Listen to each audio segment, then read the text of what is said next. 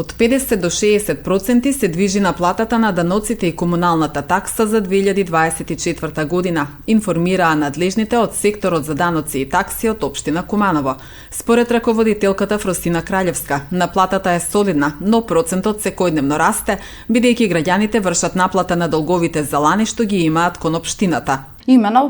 на имен назив на деловна просторија комунална такса имаме остварено наплата од околу 50%, на име данок на имот за физички лица процентот се движи околу 57%, а данок на имот за правни лица имаме остварено 57% наплата за претходната 2024 година. Секако овој процент секојдневно расне, бидејќи граѓаните вршат наплата на предвидените долгови што ги имаат, а со оглед дека тековна активност на секторот за даноци и такси е генерирање на опомени за неплатени долгови на име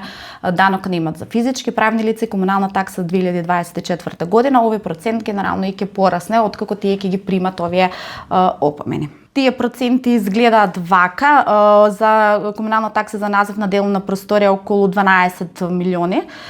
денари, данок на имот за физички лица некаде околу 43 милиони, данок на имот за правни лица околу 12,5 милиони денари. Решенијата за данок на имот за физички лица и данок на имот за правни лица за 2025 година граѓаните и субјектите ќе ги добијат до мај годинава.